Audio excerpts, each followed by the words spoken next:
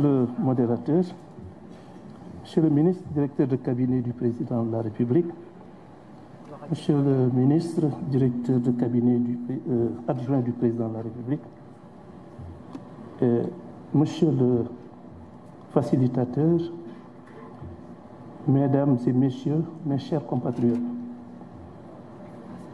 alors que ce dialogue sur la réforme de la justice touche à sa fin, permettez-moi de vous exprimer ma profonde reconnaissance pour votre participation active et votre engagement constant à œuvrer pour sa réussite. Depuis le début de ces échanges, vous avez, ensemble, dressé un état des lieux sans complaisance de notre système judiciaire et exploré des pistes de réforme pour rendre à notre justice sa dignité et son efficacité. Je tiens à féliciter tous les participants, des représentants de la société civile, aux membres éminents du barreau, des universitaires engagés, aux professionnels du système judiciaire et à tous ceux qui ont contribué à enrichir nos discussions de leur expertise, de leur expérience et de leurs idées novatrices.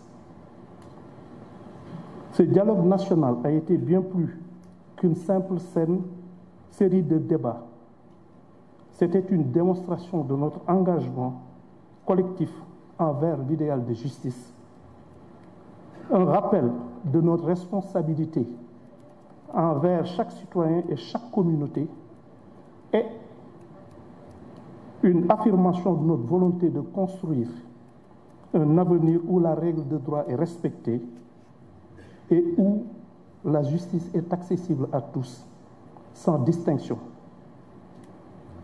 Les échanges ont été animés par la passion, mais aussi par le respect mutuel et la volonté de travailler ensemble pour surmonter les défis auxquels notre système judiciaire est confronté.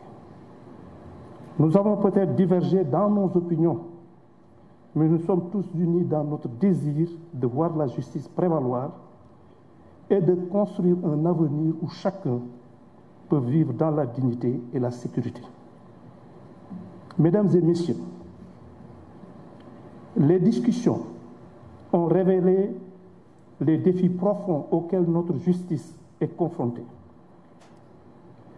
Les lenteurs procédurales, les abus en matière de privation de liberté, les conditions de détention indignes, les atteintes à l'indépendance de la magistrature et l'inefficacité dans la lutte contre la criminalité économique et financière, pour n'en citer que ceux-là. Nous avons également entendu vos préoccupations concernant la gestion des carrières des magistrats, l'obsolescence des outils de gestion des dossiers et l'engorgement des juridictions. Ces constats,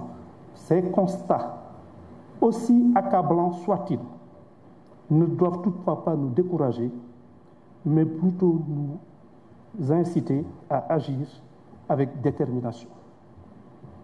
En vous conviant à ce dialogue, le président de la République a voulu engager sans tarder la matérialisation du projet de transformation systémique du Sénégal.